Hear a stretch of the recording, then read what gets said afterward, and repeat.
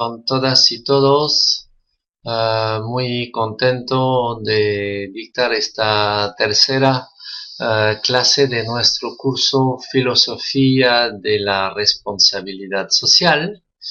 Estamos acá desde hace 3 días reflexionando sobre esta curiosa responsabilidad que no es personal, que no es individual, que no es moral personal, que no es propiamente jurídica, aunque tiene que ver obviamente con la ley y la obligatoriedad. Y hoy día vamos a ver este tema por el lado ético, ¿no? Por el lado ético. Perdónenme que me piden algo, no puedo hacer dos cosas a la vez. Uh, ¿Listo? Ok, entonces, ¿por qué verlo por el lado ético? Es muy importante tener un enfoque ético diferenciado sobre la responsabilidad social. Yo me he dado cuenta hace buen tiempo que el paradigma que la gente tiene en la cabeza acerca de lo que es y no es la ética dificulta muchísimo la comprensión de la responsabilidad social.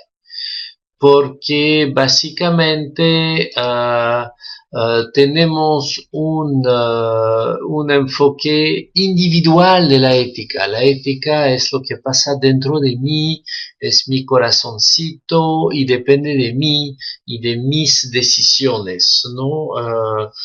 Tenemos desgraciadamente ese enfoque y obviamente eso nos conduce a concebir la responsabilidad en forma individual, ¿no? Y desde luego a reducir todo el tiempo la responsabilidad social a una serie de responsabilidades individuales de buena corazonada y generosidad para con el prójimo vulnerable en la sociedad, ¿no? Entonces, hay un problema específico con nuestra concepción de la ética y es esto lo que quiero abordar hoy día en esa tercera clase. Hemos visto la ontología, hemos visto los dilemas, nos toca ver los deberes. Siempre partiendo de nuestro cuadro del pintor Goya, que es lo más gráfico para entender que no solamente están nuestros actos, sino nuestros impactos, esos dos hombres que se hunden paulatinamente en arenas movedizas, que los actos desgraciadamente son invisibles y que los actos son tan visibles que no dejan ver a los impactos. Y obviamente la reflexión de hoy es la siguiente: sin una ética que mire también los impactos, la bondad se queda ciega, la bondad se queda sin poder ver lo que hay que ver. Imaginemos que por un brote de ética de la bondad de esos dos hombres dejen de pelear y se abracen. Si no salen de la arena movediza van a morir igual, ¿no? Entonces la bondad no basta. Primera lección.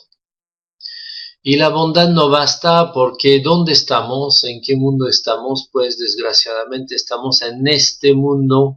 Ese es el artículo científico más consensual de todos, confirmado por 15.372 científicos de 184 países. Tiene un año, muy pocos lo conocen porque no miramos lo que debemos mirar y todos los que se jactan de hacer ética pues no he escuchado nunca un profesor de ética hablar de este cuadro, de este artículo científico, y sin embargo es la data ética más importante de los últimos, diría, 25 siglos, porque este artículo sencillamente nos dice que estamos en pos de desaparecer, ¿no? Fíjense, agua dulce disponible per cápita, captura de pesca marina, a pesar de tener más peces, más barcos para pescar en el agua, empieza a caer drásticamente la pesca.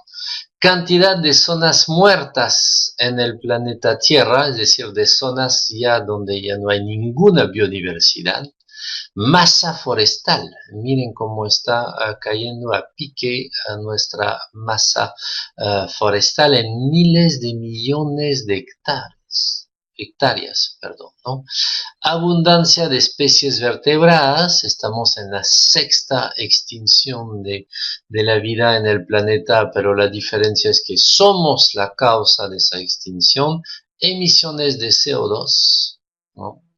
Y cambio de temperatura. Es el más importante de todos, estamos realmente muy mal. Cantidad de humanos, ¿no? Entonces en este cuadro hay una sola buena noticia, es ¿no? La cantidad de destructores de ozono está bajando drásticamente desde más o menos el final de los años 80. ¿Por qué? Porque cuando supimos que los gases CFC, refrigerantes, dañaban a la capa de ozono, pues la humanidad se juntó. Los gobiernos se juntaron con los empresarios, prohibieron los gases CFC, pidieron a los industriales cambiar sus procesos de refrigeración. Ya estamos en la cuarta generación, si mal no recuerdo, de los gases que no dañan a la capa de ozono desde esa época.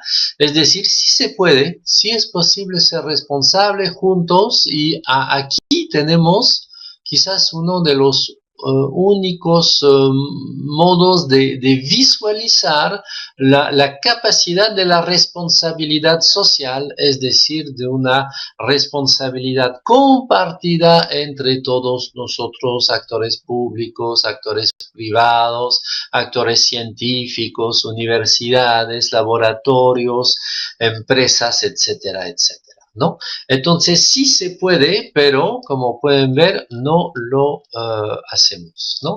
Entonces los profesores de ética se encargan de lo que no tiene ninguna importancia: la honestidad, la integridad, el ser bueno con el otro, ayuda a tu prójimo como a ti mismo, pero ayudar a su prójimo como a sí mismo en este planeta, que sencillamente dentro de muy pocas décadas ya no va a ser habitable por seres humanos, pues no sirve para nada. Desde luego necesitamos urgentemente un cambio de mirada sobre lo que es y no es la ética. No me hagan decir lo que no quise decir. Yo no digo que la bondad no es fundamental, pero la bondad que no mira los impactos se vuelve ciega y se vuelve inútil, ¿no? Y es un escándalo que la bondad sea inútil. Entonces necesitamos atacar filosóficamente de frente a esta ceguera que tenemos hoy en día, éticamente hablando, y que los profesores de ética en los colegios y en las universidades reproducen, ciegos que son, ciegos enseñando a ciegos, y que no enseñan lo que hay que enseñar, ¿no? Tenemos dos cegueras éticas graves. La primera es la individualización de los deberes y las responsabilidades, ¿no? Y eso es profundamente inmoral. Le doy esta cita de Theodor Adorno, que es definitiva, esta cita que nos dice: son los individuos alienados que cargan con la injusticia social, aunque no puedan hacer nada contra ella, y se les humilla sin cesar con exigencias ante las cuales tienen que capitular.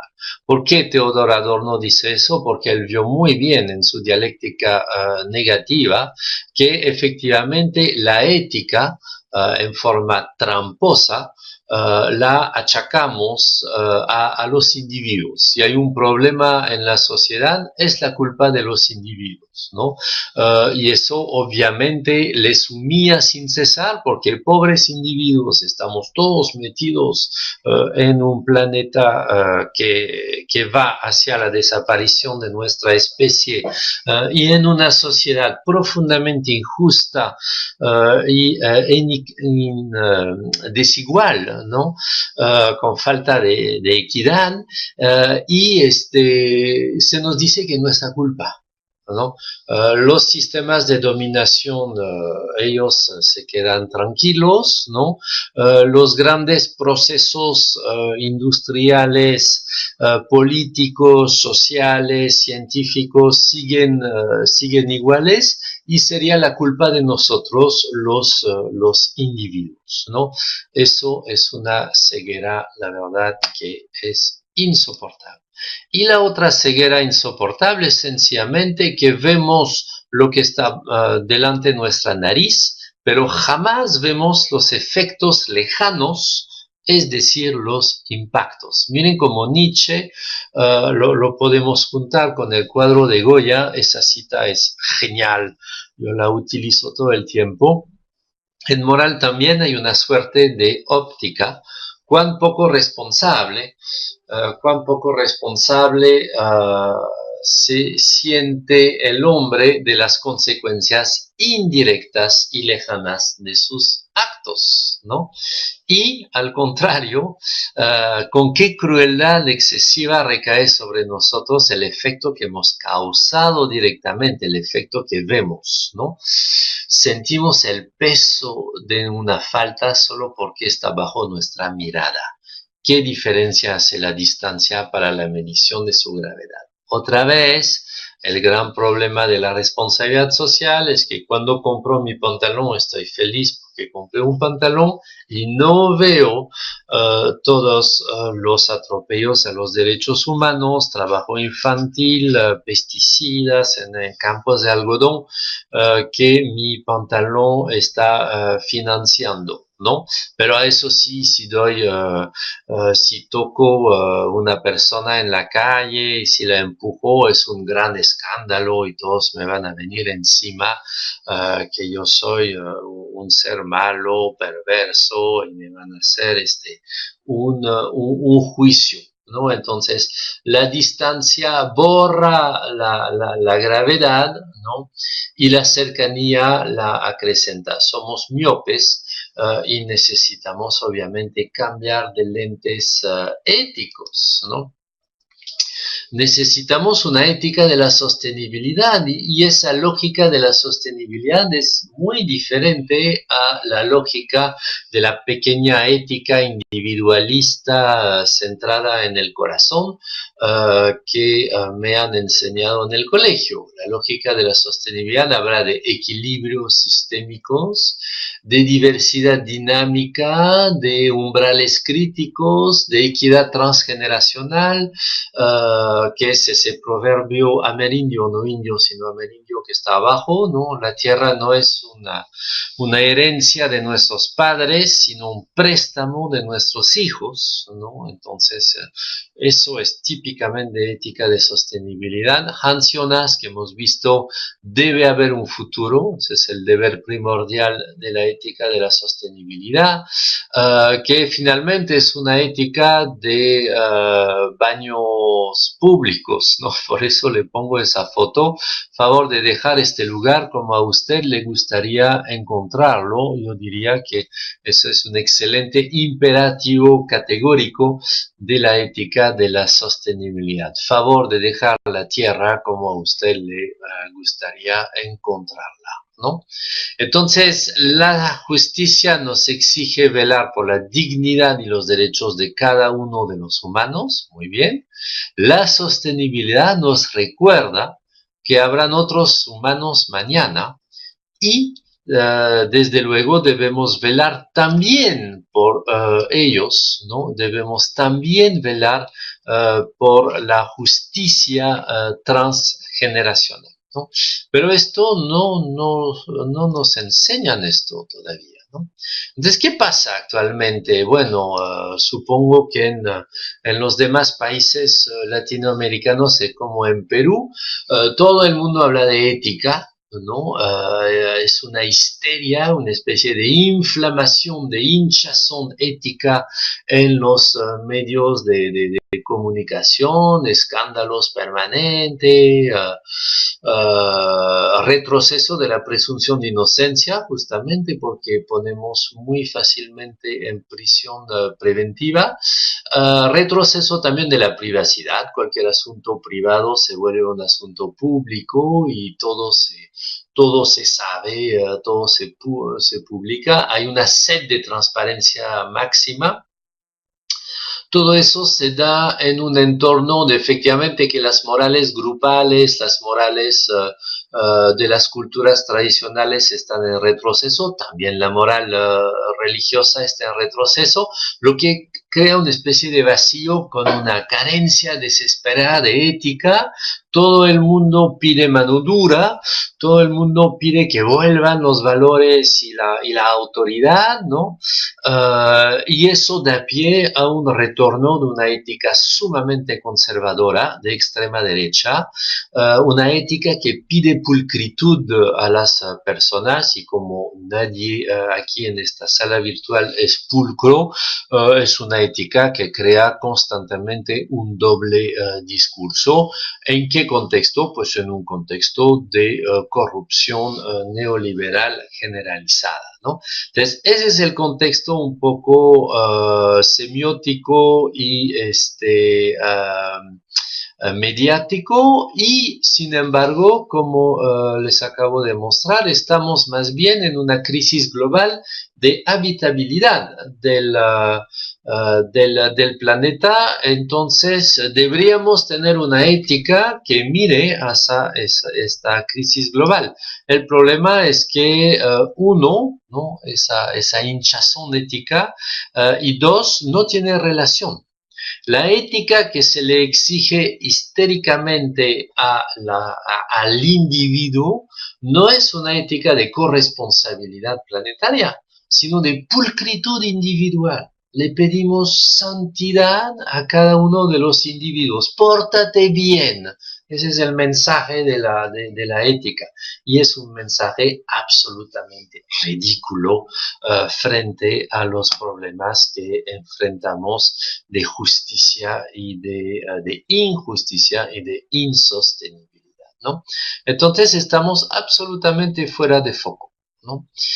Por eso debemos cambiar de lentes y les pongo esos lentes fashion para decirles que ante todo es un problema de visualización, el problema ético de hoy, ¿no?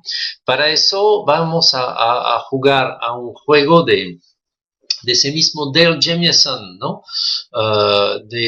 Ese profesor que ya les había hablado en la primera clase, que él presenta un pequeño escenario para entender que no vemos lo que deberíamos ver en ética, ¿no?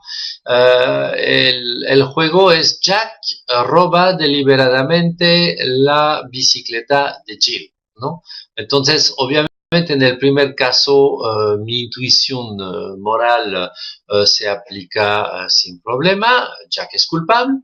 En el segundo caso, Jack y Jill viven en continentes diferentes, ¿no? Y la desaparición de la bicicleta de Jill es consecuencia terminal de una serie causal desencadenada por el pedido de Jack en una tienda de bicicletas de segunda. Entonces ahí cuando se le pregunta a los alumnos si Jack es culpable, y empieza la mitad de la clase a decir que sí, la otra que no, todo el mundo duda. Y peor aún en el tercer escenario, donde Jack vivía varios siglos antes que Jill y ha consumido junto con muchos otros materias primas esenciales para fabricar bicicletas, impidiendo así que Jill adquiera una, ¿no? Entonces, en ese tercer caso, efectivamente es muy difícil porque la distancia es enorme decir que Jack es culpable, pero fíjense que en los tres casos Jack tiene una ventaja injusta sobre Jill. En los tres casos hay una fechoría, en los tres casos Jill se ve impedido de montar en bicicleta. Desde luego, si mi ética me permite visualizar bien uno, pero no me permite visualizar 2 y 3, me falta 2 dimensiones para mi ética. Y esas 2 dimensiones debemos adquirirlas urgentemente, si no, no vamos a ver nada. Entonces, esto nos obliga, desgraciadamente, a volver sobre la teoría ética. ¿Qué cosa es la ética frente a la moral? Pues la ética es la teoría del deber. La ética es una reflexión filosófica que se ocupa de tratar de construir, fundamentar y argumentar los deberes. ¿Y qué cosa es un deber? Es lo que en una determinada circunstancia todo el mundo debería hacer. Es decir, es algo que yo me debo exigir a mí mismo, pero también que puedo exigir a todos los demás, ¿no? Si un niño entra en una sala donde hay un montón de gente y va a cuatro patas, un bebito, ¿no? A poner la mano en un enchufe de corriente eléctrica, pues todos los adultos que están ahí al alcance deben hacer algo para que el niño no se electrocute y no arriesgue a morirse. Es un deber, ¿no? El deber aparece siempre como algo que todos deben hacer, ¿no? Entonces, la pregunta de la teoría ética es muy simple. ¿Existe o no deberes? ¿Existe acciones y actitudes que yo pueda exigir a todos los demás al mismo tiempo que a mí mismo? ¿Exige algo como un deber universal? Si la respuesta es no, la ética no existe, solamente existen las morales particulares y esta clase no tiene ningún tipo de sentido porque no tiene sentido defender su moral particular. Entonces, felizmente a esta pregunta de la ética filósofos la han contestado hace tiempo. Ese es el aporte de Immanuel Kant en 1788, publicación de la crítica de la razón práctica. Les subrayo que fue publicada un año antes de la Revolución Francesa, entonces no es cualquier momento en la historia de Europa. Era la época de Mozart, ¿no? Era la época de Mozart. Entonces realmente era un gran momento de ilustración en Europa occidental, y Kant resuelve el problema de saber qué cosa es un deber y qué cosa no a través de su famosa teoría de los imperativos categóricos, ¿no? Entonces, ¿cuál es el trabajo que hace en la crítica de la razón práctica? Va limpiando las reglas de conducta que nos damos seres humanos entre nosotros para ver si efectivamente existe algo como un deber universal. Entonces, obviamente, la inmensa mayoría de las reglas de conducta que yo me doy valen para mí, son mis máximas, como dice Kant. No puedo exigir lo mismo a los demás, por ejemplo, qué sé yo, hacer jogging cada mañana para mantenerse en forma. Eso me lo puedo exigir a mí, pero jamás se me ocurriría de obligar a mis vecinos a hacer lo mismo que yo, ¿no? Finalmente, mi máxima es lo que yo valoro, es lo que yo quiero hacer. Obviamente, esto no sirve como deber ético. Entonces, debe existir, si hay un deber ético, imperativos, que serían lo que vale para todos. Pero ahí la cosa genial que hizo Kant es de distinguir entre imperativos hipotéticos y categóricos. Los imperativos hipotéticos tienen una fuerza de obligación solamente condicional porque obligan universalmente solamente si se quiere algo. No son de este tipo. Si quiero A, entonces debo B. Por ejemplo, si quiero una constancia para este curso de filosofía de la responsabilidad social, pues debo, después del curso, llenar el formulario Google que se le va a mandar, ¿no? Responder a las preguntas y recibiré mi linda constancia Úrsula de haber seguido este curso abierto. Pero si no quiero hacer eso, no debo nada. Por eso el deber en el caso del imperativo hipotético es un deber condicional, es un deber hipotético bajo la hipótesis que se quiera algún fin, que se quiera alcanzar algún fin.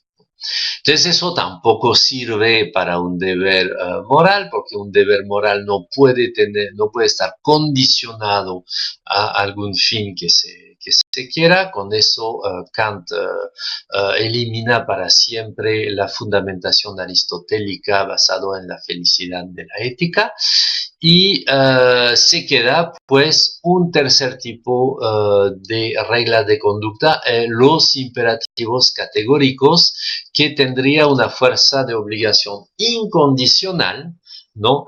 Pues porque dictarían un deber, debo salvar al niño a punto de poner los dedos en el enchufe de electricidad, cual sea lo que yo quiera, ¿no? Entonces, fíjense cómo el trabajo de Kant de limpieza conceptual del deber ético encuentra el deber que vale para todos cuando se suprime el querer que depende de cada uno, ¿no? Entonces, en la máxima hago lo que yo quiero, en el imperativo hipotético hago lo que yo debo porque quiero algo y en el imperativo categórico hago lo que yo debo, cual sea lo que yo quiera, no entra en consideración mi pequeño querer.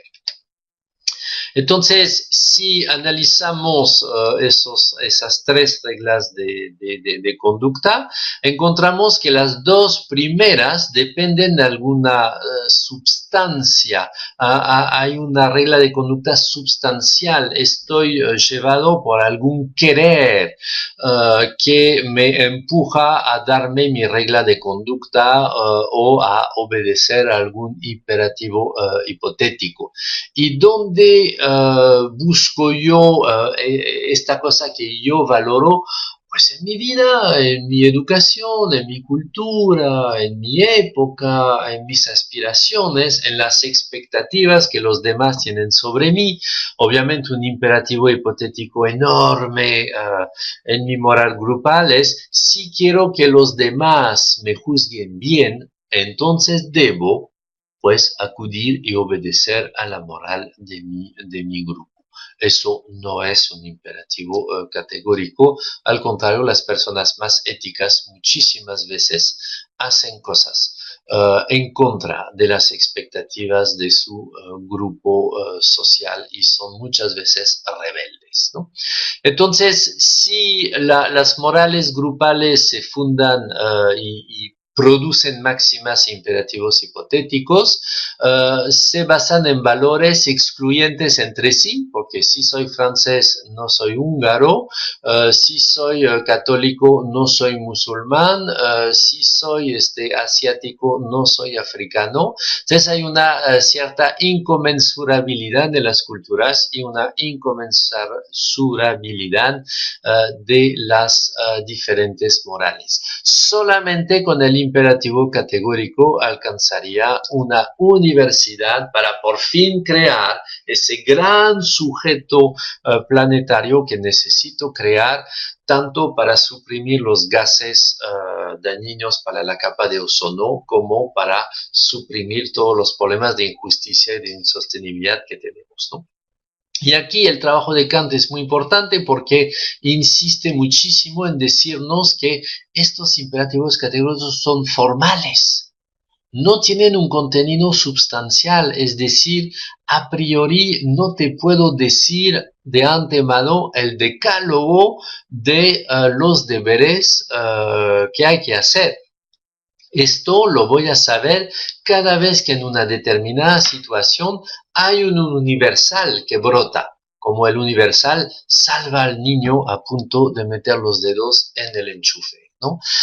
Esos principios formales son potencialmente supraculturales justamente porque son formales. No tienen nada que ver con un punto de vista cultural, alguna religión, alguna valoración de una buena vida o lo que fuera, y son esos principios formales que finalmente se desglosan en declaraciones universales desde hace 2 siglos, cartas magnas y reglas procedimentales de discusión y argumentación. No tengo tiempo de trabajar esto, pero le puedo decir que este trabajo ha sido poderosamente fundamentado por Karl Otto Appel, el filósofo que hemos visto en la primera clase, y Jürgen Habermas, ¿no? Curiosamente, no es el relativismo culturalista substancialista que es tolerante con las culturas. Es al contrario el universalismo formal, ojo, formal, no imperial, formal, ¿no? Porque como es vacío de contenidos culturales, ¿no? Pues respeta y tolera la diversidad cultural, ¿no? Pueden ver que las cartas magnas como la Carta de la Tierra, como los principios rectores de la ONU sobre derechos humanos y empresas, como la misma Declaración de los Derechos Humanos, en sus 3 generaciones, que siempre agrega más derechos, porque obviamente todo eso evoluciona con el tiempo, pues esas declaraciones valen para cualquier cultura y cualquier comunidad o individuo, cual sea su raza, puede acudir a los derechos universales para defenderse contra una usurpación de sus derechos o un atropello a su dignidad, ¿no? Entonces, ese es el camino de la modernidad, que no está terminado, pero este camino define un progreso moral y un progreso jurídico desde la particularidad de mi pequeña moral y de mi pequeño derecho positivo, de mi pequeña nación, de mi pequeño estado, ¿no? Hacia cada vez más universalidad de la ética de los deberes y el derecho universal, como por ejemplo la Declaración de los Derechos Humanos. La ética inspira siempre el derecho, por supuesto, y el derecho institucionaliza siempre lo que dice la ética o lo que dice la moral, ¿no? Entonces, he aquí nuestro tema ético de nuestra modernidad avanzada. Modernidad que no está acabada, necesitamos todavía muchísimo trabajo para lograr esto, ¿no? Y este trabajo tiene que ver con la brecha que existe, por supuesto, entre mi moral social, que es siempre una moral determinada, que habla un determinado idioma, que ha sido regada por valoraciones culturales particulares, que es un ámbito particular demasiado confuso para ser totalmente aclarado por la razón ética universal. ¿Por qué? Porque la ética universal, como es formal, es un ámbito demasiado estrecho para resolver todos los problemas a priori.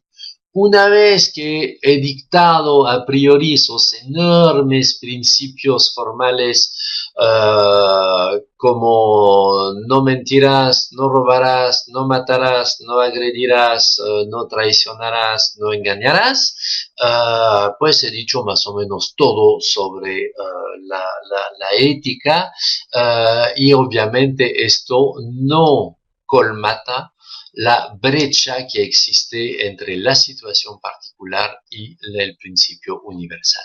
En esta brecha, que es el lugar de la vida ética moderna, el lugar donde nos peleamos para saber qué debemos hacer y cómo debemos vivir juntos, pues este lugar en nuestras democracias modernas debe ser invadido no por un autoritario con botas o cruz que impone su punto de vista, sino debe ser invadido como un espacio público de debate ético, jurídico, político, de todos, entre todos, tratando cada vez uno de respetar al otro, sobre todo si es muy diferente de mí, y dos, de exigirle al otro como a mí mismo argumentar nuestras posiciones, no tratar de imponer nuestras posiciones, sino de argumentar nuestras posiciones. ¿Y qué cosa es un buen argumento? Pues es un argumento universalizable, ¿no? Es un argumento que puede hacer que el otro me diga, tienes razón, ¿no? ¿Qué digo cuando digo tienes razón? Digo, estoy de acuerdo contigo, tus razones son también mis razones, yo me he rendido libremente a tu argumentación, estamos juntos, hemos logrado consensuar en ese espacio público para pensar lo mismo y defender lo mismo, ¿no? Entonces, ese trabajo de constitución de un espacio público de debate es un trabajo que ya tiene 2 siglos, desde más o menos las grandes revoluciones del siglo XVIII, y que poco a poco constituye nuestra humanidad, mal que bien, de ciudadanos del mundo, ¿no? Entonces, en esta teoría ética moderna, buscando universales, ¿no? Debemos volver a nuestro tema de una ética individualista, histérica, y que no ve lo que debe ver, y debemos empezar a refundamentar la ética de tal modo que se pueda ver lo que se tendría que ver.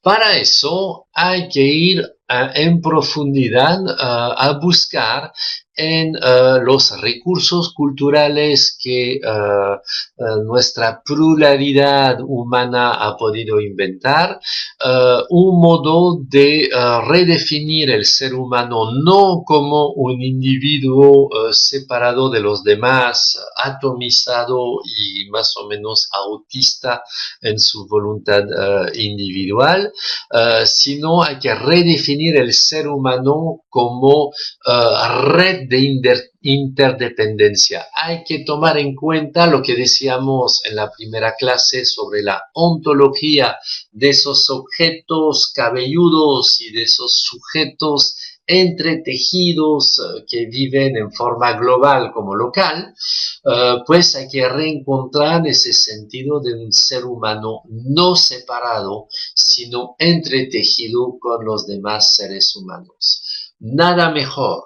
en ese sentido que los trabajos de un fenomenólogo japonés, Tetsuro Watsushi, que desde un idioma no occidental, justamente no aristotélico, no substancialista, que no divide con pequeñas palabras el ser en pequeños entes diferenciados, ¿no? Desde esa gran tradición asiática que viene del taoísmo, que viene del movimiento, de una viabilidad del ser y no la definición de pequeños entes creados por algún dios. Esta tradición nos permite entender bien que ser humano no significa individuo. Miren cómo en japonés se escribe ser humano. se pronuncia ningen, bueno, no sé si pronuncio bien, pero literalmente esto se describe como lo interhumano, ¿no? Entonces, en japonés no se dice ser humano, lo que dejaría pensar que estamos hablando de un ente, de una sustancia separada individual, sino se dice interhumano. ¿Por qué? Porque hay dos ideogramas, ¿no? Que componen la palabra ningen, el ideograma ito, que justamente él sí significa individuo, significa hombre, es decir, esa es nuestra palabra occidental de ser humano, y esta palabra que nos falta, que es la palabra aida, que significa entre, intervalo, espacio, periodo, ¿no? Entonces, ser humano es individuo entre, individuo intervalo, espacio entre los individuos, ¿no? Lo que conduce Tetsuro Watsushi pensando con su idioma materno, y siempre es bueno esa diversidad y escuchar al otro desde su otra edad para entender un poco mejor lo que mi pobre idioma con su ceguera no me permite entender. Tetsuro Watsushi nos dice, pues el ser humano es una, fíjense, existencia comunitaria subjetiva en cuanto a red activa, pero es además un individuo en el seno de dicha red. Entonces es un concepto absolutamente dialéctico, absolutamente contradictorio. Desde luego es un concepto a la altura de nuestra humanidad, que es dialéctica y que es contradictoria. Habla de existencia comunitaria subjetiva. Genial, es exactamente el sujeto que necesitamos para la responsabilidad social. Un ser subjetivo comunitario. Es eso lo que necesitamos, ¿no? Porque es una responsabilidad comunitaria, la responsabilidad social. Y sigue Tetsuro, tal estructura subjetiva dinámica impide el hecho de comprender al ser humano como una cosa unitaria o substancia. Se acabó con el sustancialismo, se acabó con el tomismo, el neotomismo, el aristotelismo. Bienvenidos al mundo moderno, bienvenidos a la física cuántica, bienvenidos al pensamiento complejo. No somos cosas unitarias, somos una red activa, comunitaria, subjetiva e individual dentro de esa red activa comunitaria subjetiva. Entonces, el ser humano, dice Watsushi, no es humano sin la red activa que lo mueve constantemente. Por ejemplo, este individuo que está detrás de la cámara hablándoles, no sería ningún ser humano si no fuera por el lenguaje que está empleando en este momento. Soy un poco más que un pedazo de carne con hueso para ustedes, soy un sujeto humano y comparto con ustedes mi humanidad solamente porque estoy en este momento hablando un lenguaje comprendido por otros seres humanos. ¿Y François Vallès acaso ha inventado el lenguaje? ¿François Vallès es dueño del lenguaje castellano? Por supuesto que no. Desde luego ven que mi existencia, ¿no? No es solamente un hito individuo de carne y hueso, es también una existencia comunitaria que tiene la edad del lenguaje, es decir, una comunidad subjetiva de siglos y de siglos y de millones y de millones de personas que hablan lo que yo hablo, y por eso yo lo puedo hablar también, ser entendido, entenderme a mí mismo, entenderlos a ustedes y compartir con ustedes nuestra común humanidad y no mi humanidad porque no me pertenece, ¿no? Entonces, cuando nos elevamos a esta concepción antropológica comunitaria, ¿no?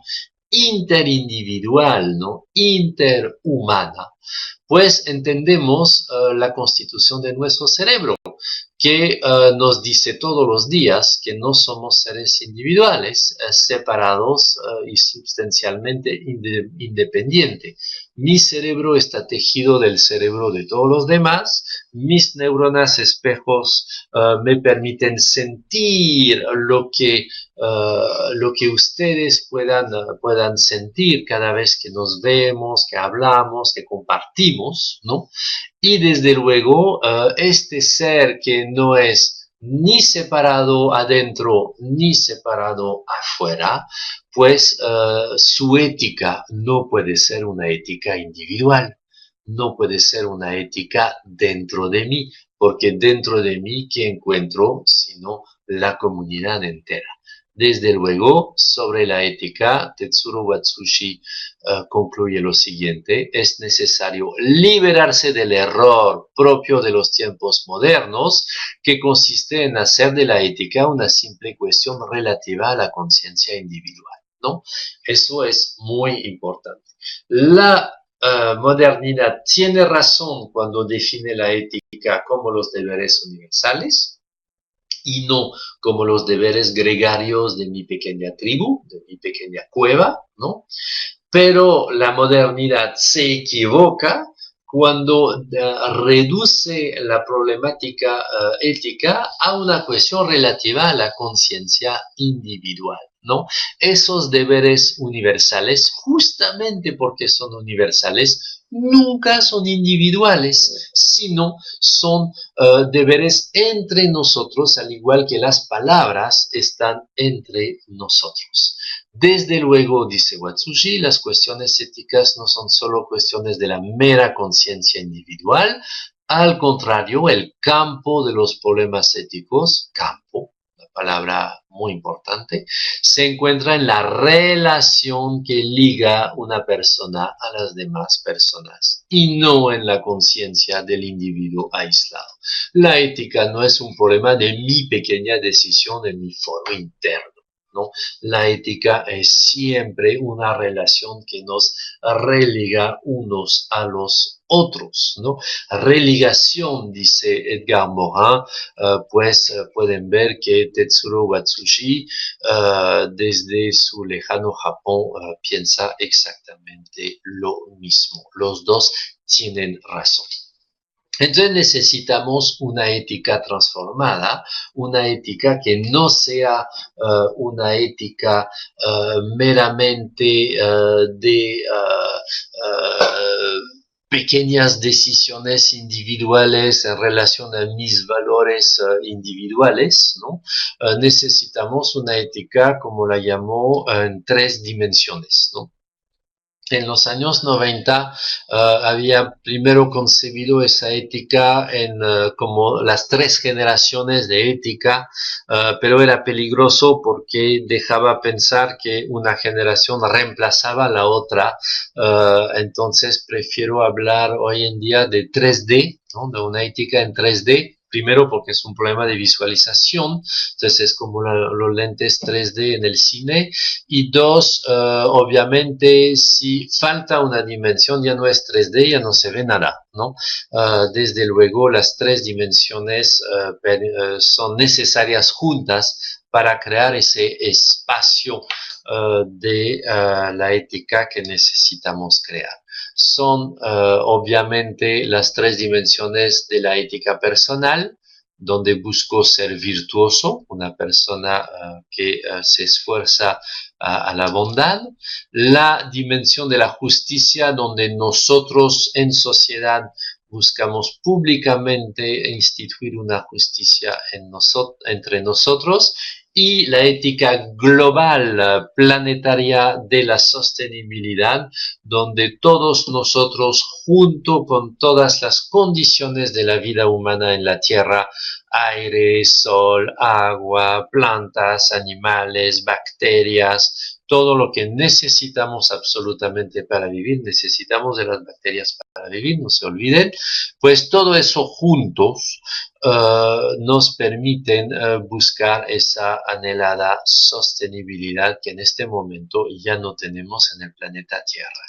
Y, mala noticia del día, esas tres dimensiones deben ser buscadas, operadas, obedecidas a la vez.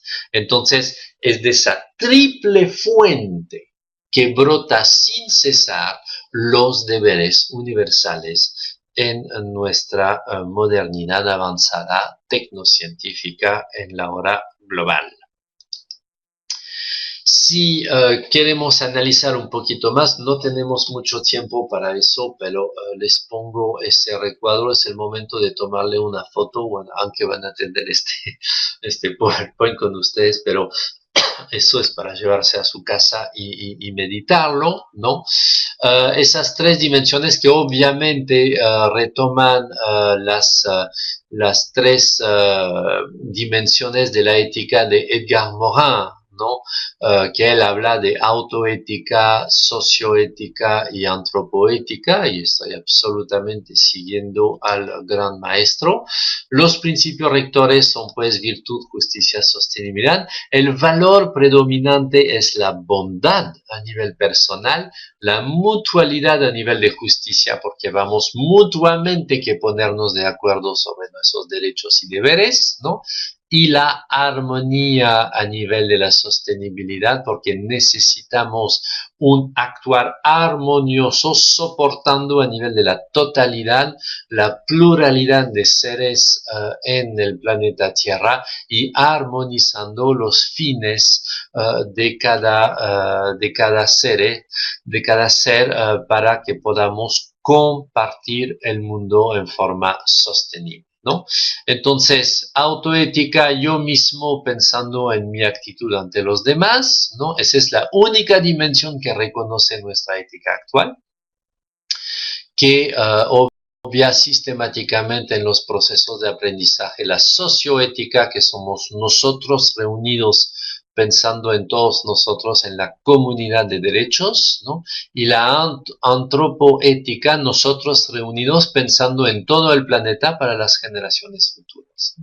La lógica normativa que define la primera dimensión es la singularidad, es desde mi singularidad que tomo decisiones, ¿no? Y nadie lo puede hacer por mí, ¿no?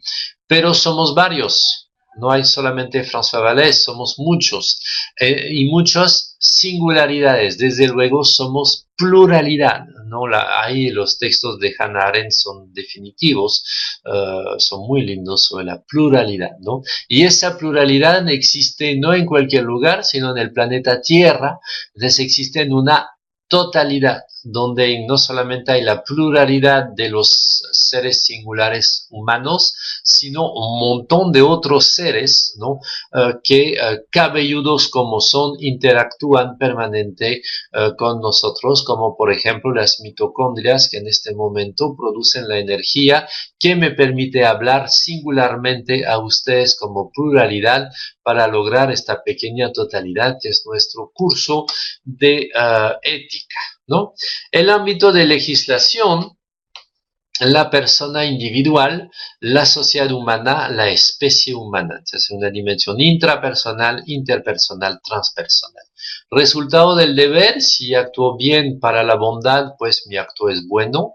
La justicia mutua me conduce a la ley justa y la sostenibilidad armoniosa me conduce a un mundo sostenible. Foco de atención, ¿no? En la ética personal es la acción mía y la de mis prójimos, ¿no? En la justicia son las interacciones entre nosotros, por eso le interesa ya los problemas de impactos, obviamente, a la justicia, y a nivel de sostenibilidad es obvio que son los impactos sistémicos de las acciones de cada especie, que va a provocar o bien el sostén de la vida gracias a las plantas. Cada día debemos agradecer a Taita Inti, Padre Sol, a Pachamama, Madre Tierra y a las plantas, porque son ellas que crean la vida, la atmósfera y toda la comida que nosotros los animales parasitamos, ¿no? Porque vivimos del planeta de las plantas, ¿no? Responsabilidad asociada, responsabilidad moral, responsabilidad jurídica, responsabilidad social, ¿no? aquí está la presentación breve de esa ética en 3D. Entonces, ¿qué universo conceptual nos crea esto? Pues un universo mucho más grande que los ridículos códigos de conducta de las empresas. He suprimido la diapositiva, pero yo tenía una con una cita del código de conducta de la empresa Odebrecht. Y obviamente la cita es genial, la frase es genial, la frase es perfecta, porque el papel aguanta todo y es muy simple escribir algo verdadero en ética personal, ¿no? Es porque es absolutamente trivial. Lo difícil es hacerlo, ¿no? Y obviamente la empresa Odebrecht, todo el mundo sabe lo que hizo a pesar de su lindo código de conducta, ¿no? Entonces, virtud, justicia, sostenibilidad, ven acá toda una serie de conceptos que se fundamentan en deberes universales, buscando la universalidad, que producen responsabilidades y que tienen que producir innovación social, porque debemos salir absolutamente de esa situación económica insostenible e injusta que es la nuestra, ¿no? Entonces hay un montón de conceptos asociados y que vamos a reencontrar. Buscarán en vano los conceptos de religión. Aquí no sirve, lo siento mucho, pero no sirve. Me puede servir a mí para mi virtud, amar a mi Dios y sentirme apoyado en mi búsqueda de bondad, ¿ok? Pero nunca va a servir para la justicia y la sostenibilidad en un mundo que tenemos que compartir entre muchos humanos que no piensan lo mismo, ¿no? No estoy diciendo que las religiones no hablan de justicia y de sostenibilidad, estoy diciendo que este tema de justicia y sostenibilidad lo debemos consensuar entre todos los seres humanos. Y alrededor de la mesa hay obviamente mucha gente de muchas culturas y de muchas religiones o no religiones diferentes a la mía.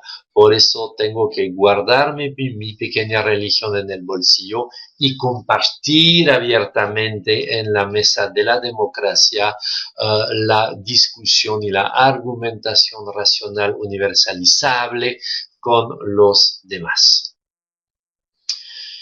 ¿Cómo debemos organizarnos para eso? Pues en forma diferente. Les digo, la innovación social es un deber en este momento porque nuestra organización actual, piramidal, ¿no? De pirámides, de pirámides, de pirámides, de pirámides. Acá hay un dibujo cómico que me gusta mucho. Esa misma organización mental e institucional de siempre dará los mismos resultados de siempre, ¿no? Porque, como dijo muy bien Einstein, no se puede resolver un problema con el mismo tipo de pensamiento que lo ha creado. Entonces, si el curso de ética, por ejemplo, es un curso piramidal, donde los pobres alumnos abajo escuchan lo que dice el gran profe arriba, obviamente estamos re mal y no vamos a decir nada interesante.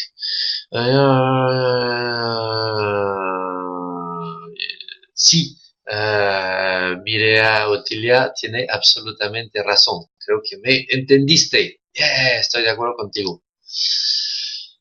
¿En qué situación estamos en Latinoamérica? Pues en una situación bastante difícil a nivel cultural. Miren dónde estamos. Estamos acá.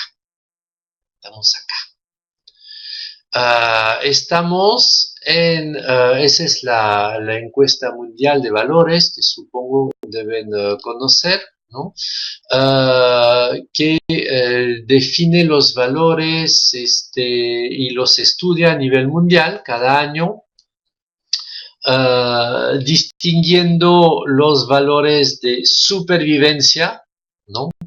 Entonces, el grupo, la supervivencia del grupo valores económicos versus los valores de libre expresión del individuo, ¿no?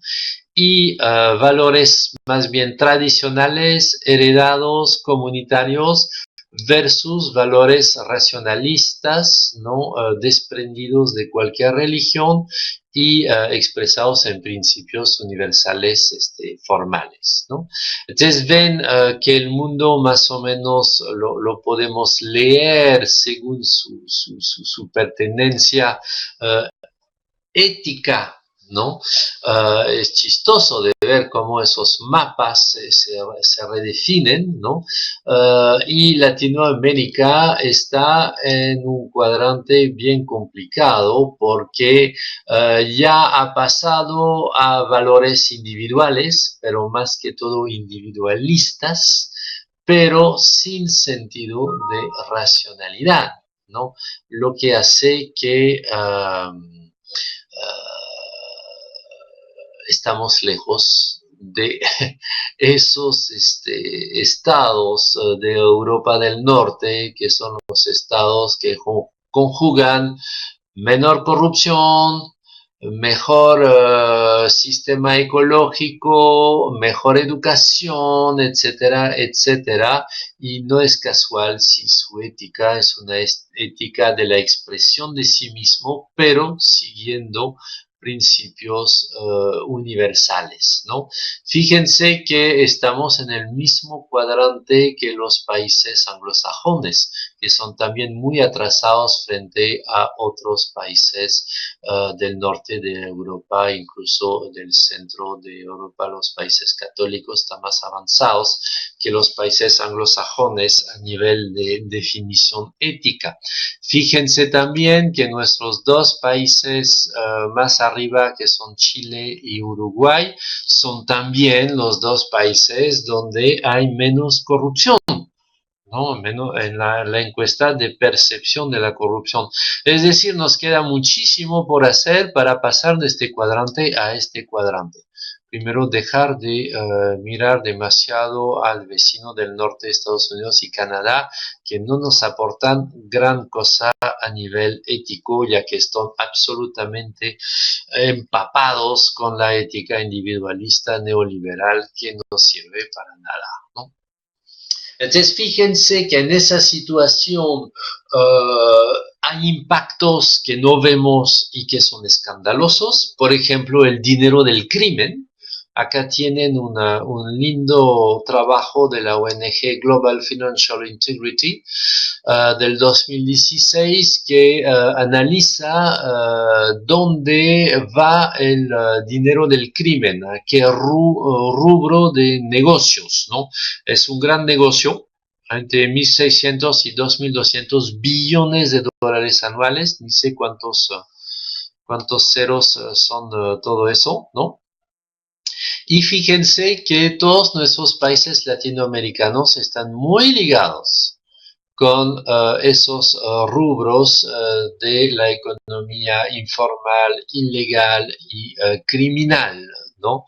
Falsificación de productos piratas, ¿no? No sé en su país, pero en el Perú es un deporte nacional fabricar productos piratas y venderlos. Ya no se nos viene la campaña de Navidad, ahí vamos a tener un montón, ¿no es cierto? Segundo rubro, pero segundo nomás, ¿no? Tráfico de drogas, ¿no? Y desgraciadamente muchos de nuestros países latinoamericanos es también un deporte nacional, el tráfico de drogas y la producción, la comercialización, la exportación de drogas. Tercer rubro, tráfico de madera. Y en nuestra Latinoamérica tenemos al bosque más grande del mundo, que es obviamente la selva amazónica.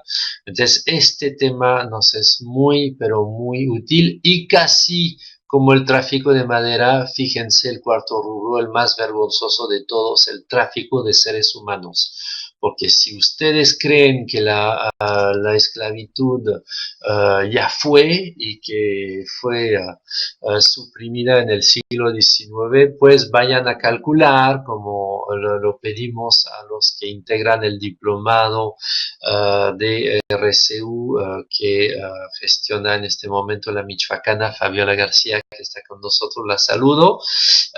Vayan a calcular su huella de esclavitud personal y van a ver que muchos esclavos trabajan para ustedes a través de sus inocentes compras pues hay esclavos que trabajan. Y obviamente los esclavos vienen del tráfico de seres humanos y las inmigraciones económicas, climáticas y políticas, como la dramática emigración venezolana que tenemos en este momento, facilitan muchísimo la captación de estos pobres individuos que tienen que huir de su país por redes mafiosas que los esclavizan.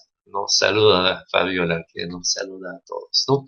Esa es la situación, no me digan que voy a ir al combate contra eso con mi pequeña moral personal de la integridad y que la puntualidad y que el amor a mi prójimo y patatí y patata.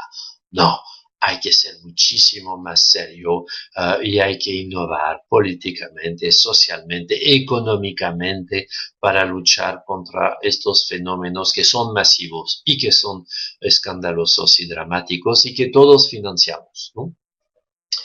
A nivel de corrupción, bueno, ese es un tema bien conocido. Pongo acá los resultados de Perú, ¿no? Pero pueden ver que nuestra Latinoamérica está bien mal. México está todavía peor que Perú. Ni que hablar de Paraguay, ni que hablar de Venezuela, obviamente, que está en los penúltimos puestos del mundo al lado de los países africanos. Dos buenos alumnos, como les decía, entre nosotros, Chile, que está un poquito mejor, y sobre todo Uruguay, ven en la encuesta de valores que son los más cercanos a este cuadrante de arriba a la derecha, que es sin duda el cuadrante donde nos debemos de mover. Si nosotros los universitarios no tomamos las riendas de otro comportamiento ético y otra enseñanza ética con otros textos, otros manuales y otras filosofías éticas, no lo vamos a lograr nunca y seguiremos lamentando años tras años la corrupción de nuestros dirigentes, ¿no? Círculo vicioso de nuestra cultura latinoamericana, la cultura de la transgresión. Estamos muy acostumbrados a transgredir.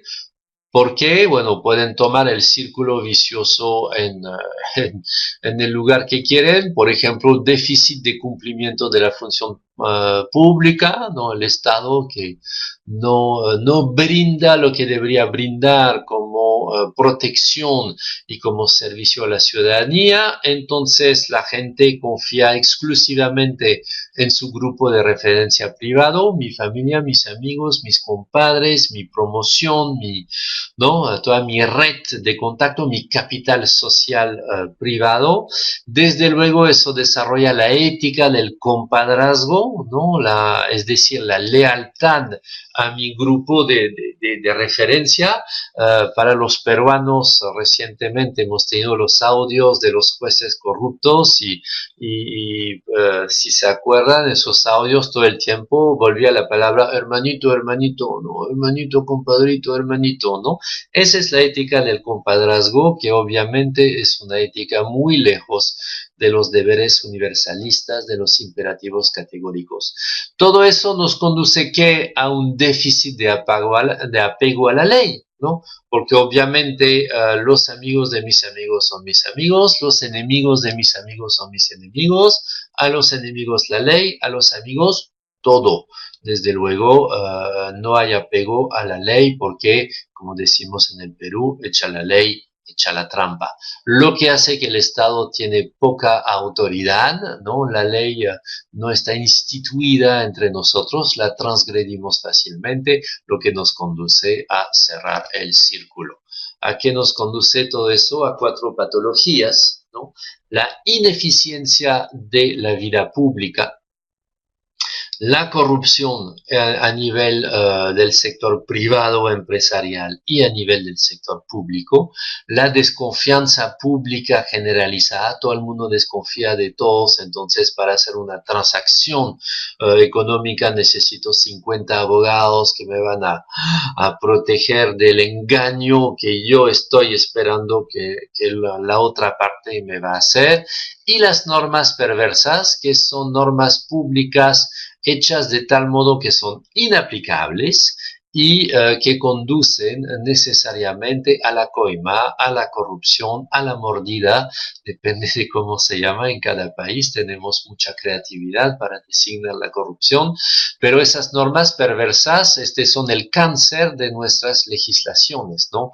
Por ejemplo, no falta en Lima un alcalde que se le ocurre poner una norma municipal que si uno cuadra mal su carro o deja que su perro haga sus necesidades en el parque, darle una multa de varios miles de soles, es decir, 3 o 4 salarios mínimos. Obviamente nadie nunca va a pagar 3 salarios mínimos por el excremento de su perro.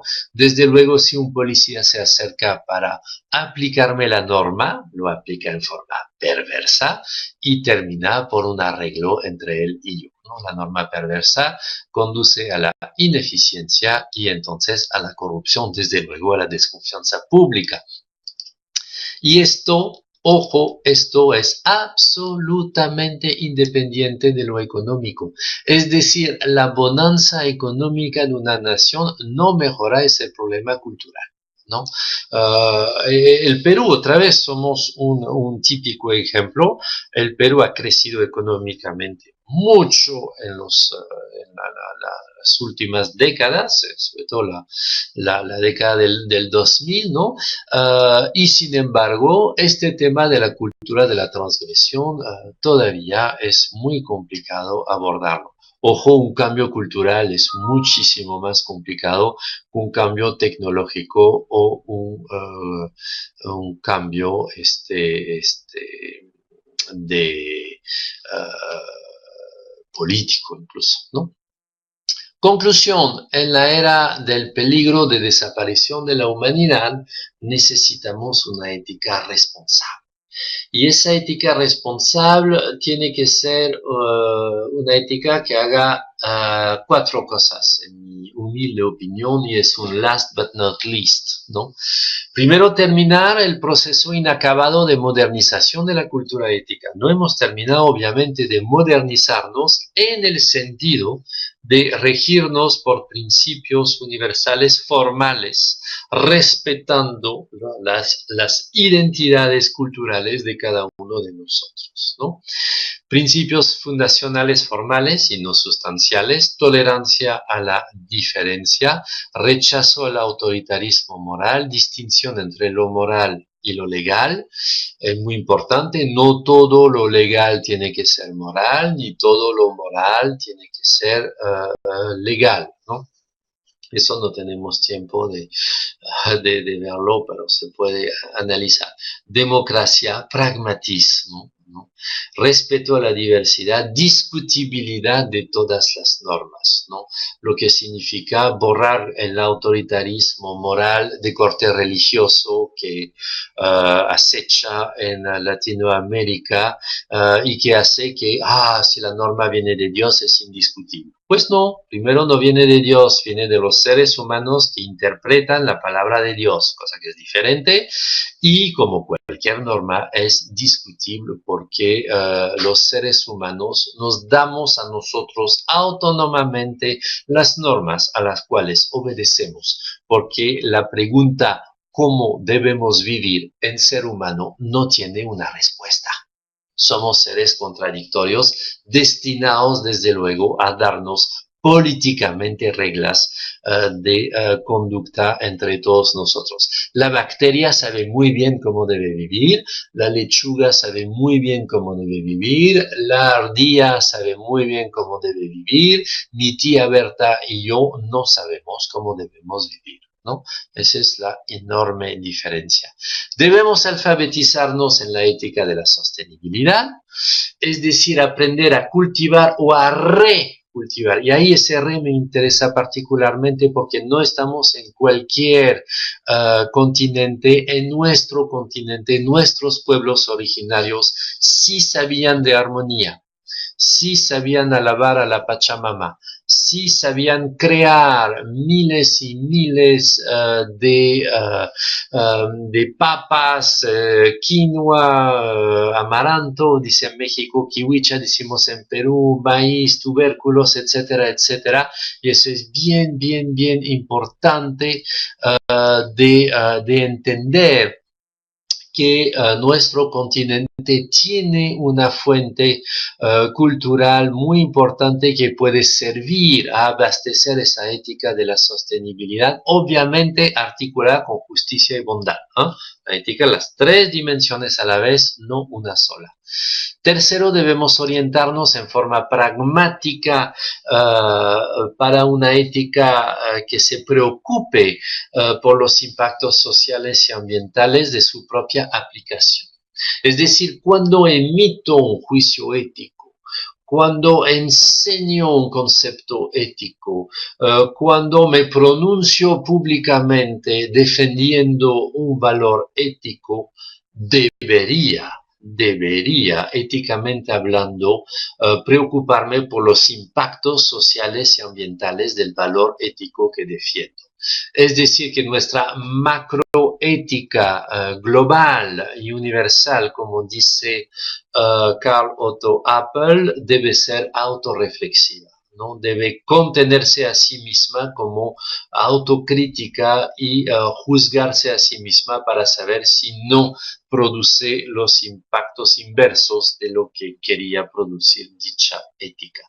Y finalmente superar el escollo de ese paradigma individualista atomizador de la ética en una sola dimensión, la mera dimensión de la virtud personal, que vela por completo los problemas de justicia y los problemas de sostenibilidad, y eso hace que el discurso ético se vuelve trivial, evidente, obvio. No hay que hacer el mal, hay que hacer el bien y ser bueno y no sea malo. Obviamente ningún ladrón quiere ser robado, entonces todos los ladrones conocen muy bien la ética de la virtud, sino que no la practican, es otra cosa, ¿no? Entonces esa ética en una sola dimensión no nos va a servir ni para enfrentar la economía del crimen, ni para enfrentar los problemas de sostenibilidad que tenemos en el planeta Tierra.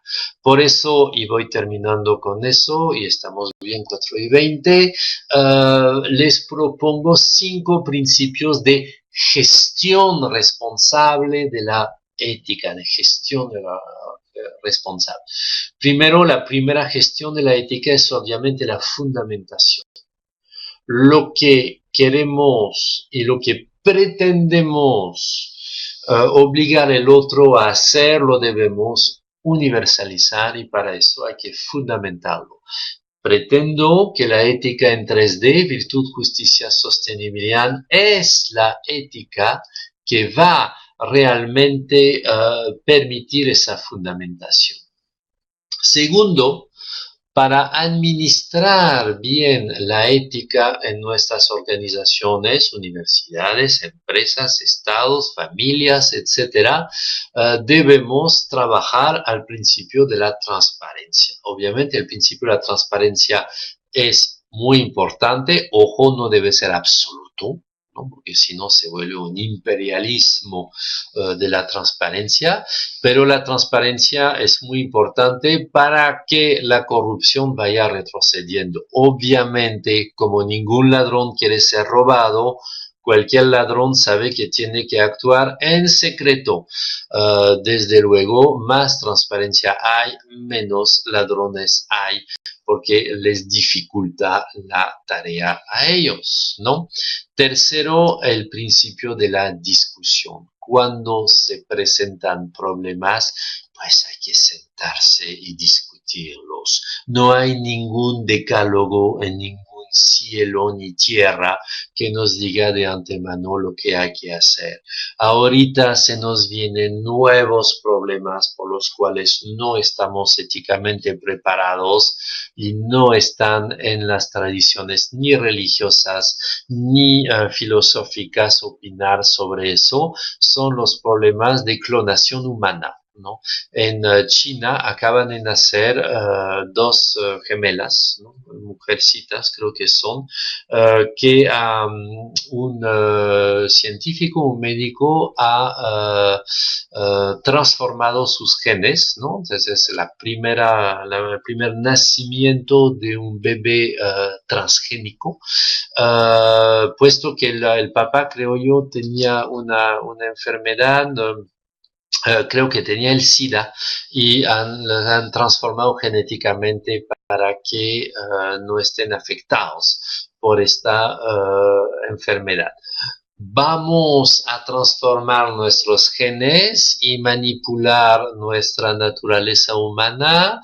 Vamos a seguir existiendo como seres votados como Dasein, como dice Heidegger, al mundo por el gran azar de la ruleta del ADN. Todo eso son preguntas y pues no hay ninguna otra solución que sentarnos, discutir y tratar de resolver, ¿no? El cuarto principio es el principio de la vigilancia, y esa vigilancia es a través de la coherencia que se hace, coherencia entre lo que pretendemos ser y hacer y lo que en realidad hacemos. Y ahí es muy simple. Si quieren ver un poco si ese principio se aplica en su universidad, miren su linda misión y visión y sus valores, si hay. En general hay también, ¿no? Entonces, qué linda misión, qué linda visión. Formamos líderes responsables para el desarrollo de la sociedad, bla, bla, bla, bla, bla, bla. Ok, muy bien, perfecto, universalizable, gran principio. Y vayan a ver si hay coherencia entre esta misión y lo que se hace en realidad en la vida cotidiana, en las rutinas, en su universidad. Obviamente, van a encontrar contradicciones, lo que les va a pedir volver al principio de transparencia, a la discusión y a la fundamentación de cambios en su universidad para conseguir esta coherencia. Y todo eso hay que hacerlo en forma pragmática, porque hay que avanzar. La histeria de la pulcritud, como la llamo yo, no nos permite avanzar, porque si nos piden ser perfectos, jamás vamos a poder ni dar un paso adelante hacia un progreso ético. Somos imperfectos, sí. Tenemos problemas y dudas éticas, sí. ¿Todo es solucionable mediante la ética? No. Entonces, la pulcritud no es de este mundo, no es para nosotros, es para los angelitos y los dioses. Nosotros somos seres humanos, debemos tener una cierta tolerancia al error y transformar ese error en aprendizaje. Lo que no debemos tolerar es la tolerancia a la transgresión. Eso no nos permite avanzar en Latinoamérica y nos dificulta el camino sin cesar. Ya son 4:25, he hablado muchísimo, les dejo la palabra para que podamos intercambiar. Muchas gracias.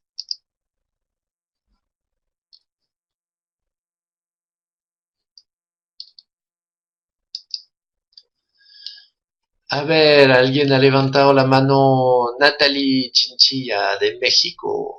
Activas tu micrófono arriba. Haz clic en el micrófono y puedes hablar.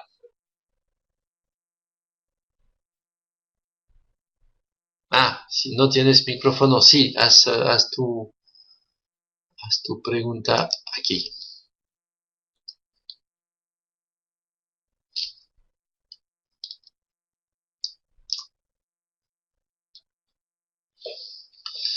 Adelante con las preguntas.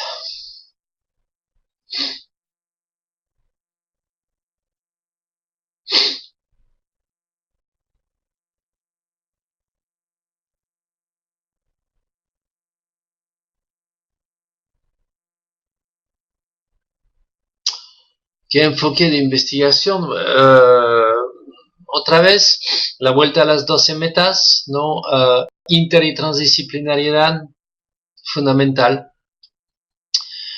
Investigación en y con la comunidad, no investigación para y sobre la comunidad, tomándolos como conejillo de la India, sino investigación en y con la comunidad, community-based research, ¿no?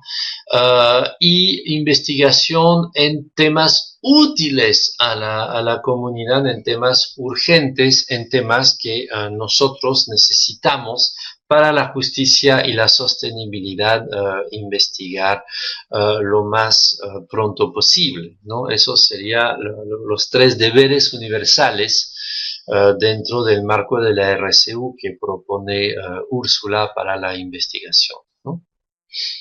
Y justamente otra vez, como tenemos una ética absolutamente ciega que se ocupa de cosas estúpidas, uno solamente se rige por el comportamiento del investigador, que no haga plagio, que no haga copia. Ok, obviamente el investigador no debe hacer ni plagio ni copia, eso es trivial. Pero no es el problema de la investigación. El problema de la investigación es que buena parte de nuestras investigaciones en las universidades son absolutamente inútiles. Y los que hacen su tesis de maestría, su tesis de doctorado, termina la tesis dentro de un cajón y no ha servido más que a conseguir un cartón, cosa que es un escándalo. Si gastamos mucho tiempo, sudor, plata, recursos humanos en la universidad para investigar, tiene que servir para algo, ¿no? Entonces es importantísimo tener ese enfoque ético que la investigación es una luminosa herramienta muy valiosa que debe estar al servicio de la solución de los problemas humanos, ¿no? Estoy pensando en mi tesis y me siento inclinada hacia la investigación-acción. Claro, por supuesto. Haz investigación-acción, por favor, Natalie. Ok, muchas gracias a ti. Sí, invierte tu tiempo y energía en algo que sirva, porque sabe que tienes una sola vida y esa vida vale la pena vivirla solamente si está al servicio de los demás, si no, no sirve. Profesor, ¿es posible que en una sociedad como la peruana plantea la ética de la responsabilidad social desde el Estado a través de algún gobierno progresista? Sí, no solamente es posible, pero lo debemos hacer. Para eso hay que empezar a votar bien, ¿no? Hay que empezar a votar bien, a elegir gobernantes no corruptos, ¿no? Que tengan su historia judicial limpia. Y hacer lo que estamos haciendo. Yo estoy muy optimista con el Perú, esta cosa que está haciendo muchos jueces en este momento de poner en jaque mate los poderosos acerca de sus actos de corrupción. Me parece una limpieza ética justa y necesaria y estamos en buen camino. No debe haber más impunidad en el Perú, ¿no? Eso es la primera ética de la justicia que debemos de practicar, ¿no? Muy bien. ¿Qué más?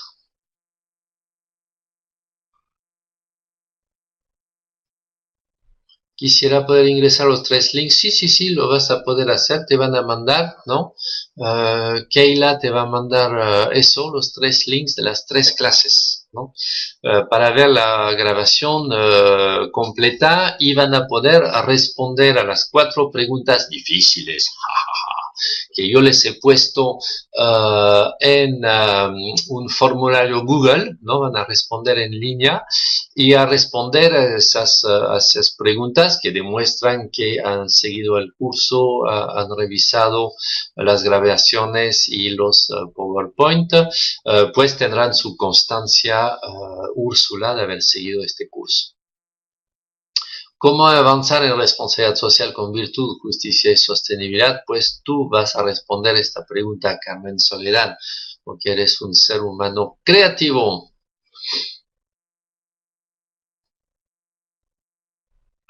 Sí, la grabación de la primera clase la vas a tener, la puedes tener. ¿no? Si puedes ayudarnos, Keila, si estás en línea, para dar un poco, creo que el link existe de la grabación de la primera clase. Estamos haciendo eso, no se preocupen. Si tenemos sus datos, no hay ningún problema, lo van a recibir, ¿no? Cuando envían esas preguntas al correo, eso lo sabe Silvia y Keila, no lo sé yo, pero va a ser dentro de muy poco tiempo, quizás hoy mismo, ¿no? A ver, Úrsula 2, si estás por aquí, puedes responder estas preguntas, ¿no?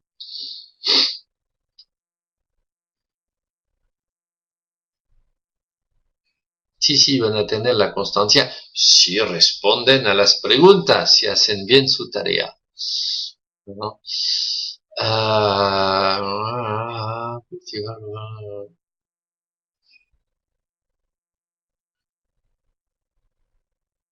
eso, muy bien, Leticia, eso es. Tú has dicho con tus palabras exactamente el resumen de la clase, ¿no? Andrea Castaño dice, se solicita contraseña, no ha sido posible ver la grabación de los anteriores días. Soporte Hit, creo que es José Sarabia, no sé, o Mary, que están aquí. Si pueden ver este tema ahí, desconozco mayormente, no les puedo ayudar, pero hay que entrar con la contraseña normalmente y deben tener su contraseña, Andrea Castaño, o si no, la pides para que te la pueden dar de nuevo, ¿no? Definitivamente es muy penosa la realidad que vivimos en razón a la ética a nivel mundial. Ajá. Se considera que atender a la formación espiritual en el ser humano, en los sistemas donde pueden bajarlo sin conducta ilícita o la uso en cualquier modalidad. Si hablamos como formación espiritual, una formación espiritual, es decir, una formación que conduzca el joven, el alumno, a una reconexión con el otro y con el mundo, es decir, a evitar encerrarse en forma autista en su pequeña psicología y en sus pequeños deseos personales, ¿no? Esa formación espiritual, que no es una formación religiosa, es una formación espiritual, pasa mucho por el cuerpo, ¿no? Rediseñar una atención al cuerpo, mindfulness, plenitud de conciencia, meditación, micromovimientos, toda una serie de cosas que van a permitir realmente reconectar la persona con la toma de conciencia de sí misma. Eso es muy, muy, muy útil y extremadamente poco practicado en nuestras universidades, ¿no? Desde la perspectiva se puede hablar de inclusión educativa en el mismo o el mismo término es excluyente. No, sí, la inclusión educativa es importante, pero la inclusión educativa no significa meramente acceso. Es algo que hemos trabajado en el reciente foro de Education Relief Foundation, que son socios nuestros de Úrsula, que trabajan la educación,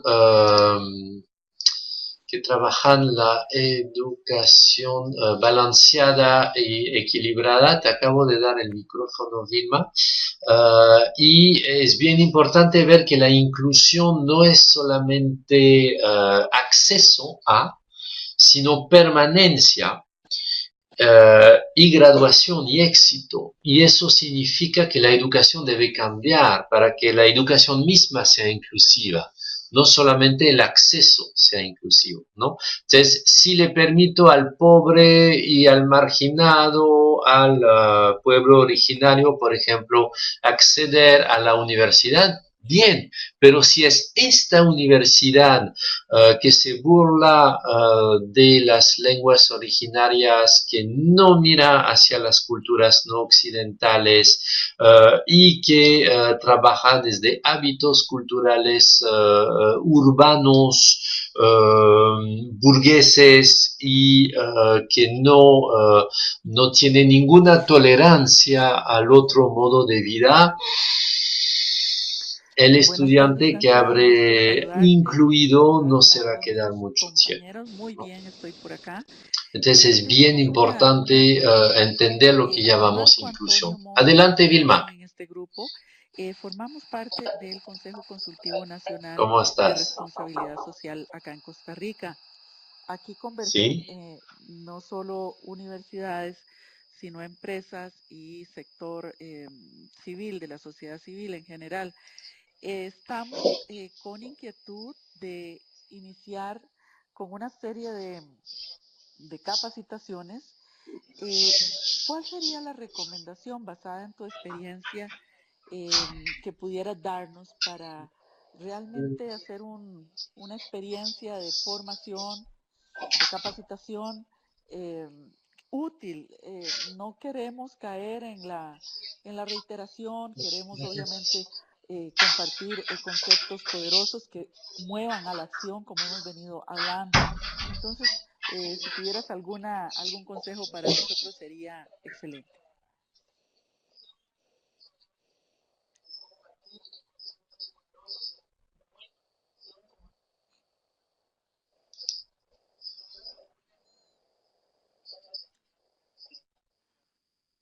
Bueno, tenemos que trabajar juntos, tenemos que trabajar juntos.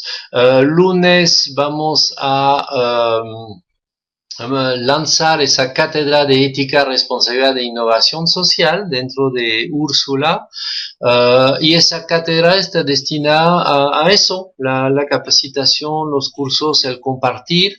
Y entonces estás obviamente y están cordialmente invitados a juntarse, a proponer una temática, que puede ser un curso, que puede ser una comunidad de aprendizaje mutuo, que puede ser una investigación de acción o lo que fuera, y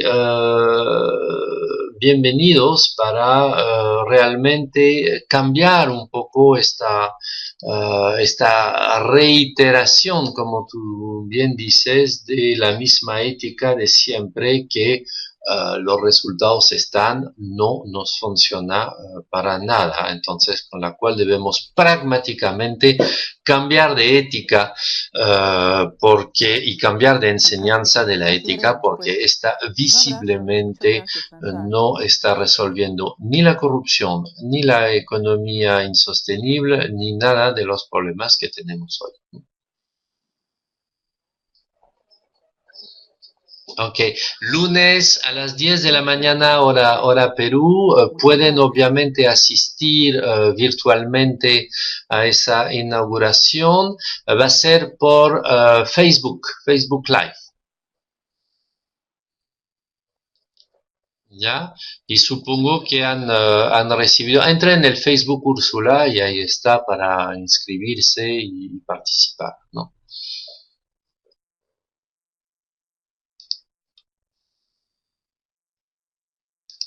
A ver, ¿cómo los 5 principios se puede hacer viable en este sistema en la que actualmente nos encontramos sin cambiar la educación en la universidad para formar futuros? Tenemos que cambiar la educación en la universidad. Eso, tenemos que cambiar la educación en la universidad, eso es obvio, y si no lo hacemos, no va a pasar absolutamente nada. Uy, no estamos con el buen, no estamos con el buen documento. Tururú.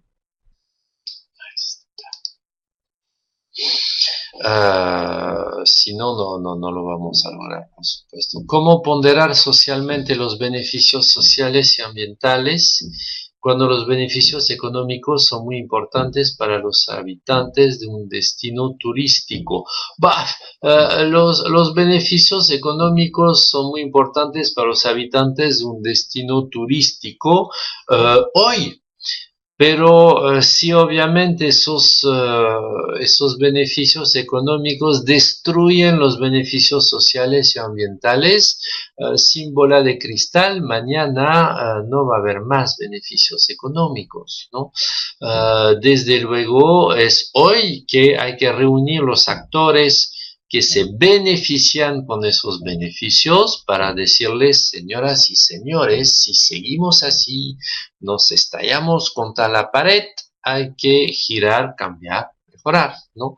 En general, cuando uno sienta a los actores juntos, que tienen todos un interés al consenso y al seguir explotando algún recurso, se logra terrenos de consenso y esa soft law de la asociación horizontal entre actores, produce mucho win-win, gana-gana, y es eficaz, muchas veces más eficaz que pasar por el Estado y una prohibición de orden legal, ¿no? Todo eso lo ha trabajado muy bien una gran economista, premio Nobel, que se llama Elinor Ostrom. Pongo el nombre Elinor Ostrom, ¿no? ¿Quién era Elinor Ostrom, no? ¿Algo más?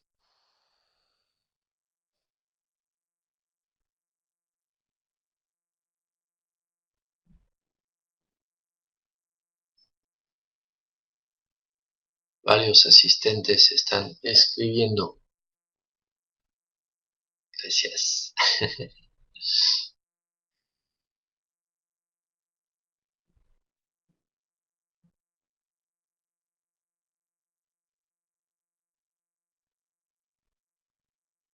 Sí, entonces esos 5 principios, ¿no? Permiten realmente, creo yo, trabajar bien. Acá están. Acá están esos 5 principios: fundamentar, administrar, resolver, vigilar y avanzar, ¿no? Entonces, es bien importante reconsiderar la ética en ese sentido, ¿no? Ok, gracias, Natalie. Bien, yo creo que vamos a terminar aquí, ya son 4:45. Entonces, ya deberían tener rápidamente, si no lo tienen hoy, los links para volver a ver esas 3 clases que han sido grabadas y que se van a colgar en el canal YouTube de Úrsula. Al mismo tiempo le van a llegar a su correo las preguntas para ser contestadas en relación a esas 3 clases y llenando ese formulario online. Recibirán después su constancia de asistencia. Piensan bien que como este curso es grabado, cualquier otra persona que lo quiera tomar, pues visualiza cuando quiera para Navidad o en las vacaciones de verano del hemisferio sur, visualiza este curso, responde a las preguntas y le mandamos igual su constancia, aunque no haya asistido en las sesiones sincrónicas como hoy, ¿no? O sea, no hay ningún problema, puede extender este curso a muchísimas otras personas, ¿no? Así es, Úrsula. No hay tiempo para ser tacaños y egoístas. Si tenemos algo bonito que entregar al mundo, hay que entregarlo ya. Porque si no es ahora, entonces ¿cuándo? ¿No? Y el mundo se nos va. Entonces hay que apurarnos siempre con esperanza, pero hay que apurarnos, ¿no? Muchísimas gracias por su presencia. Anyaya, son hoy ukumantapacha, lo que significa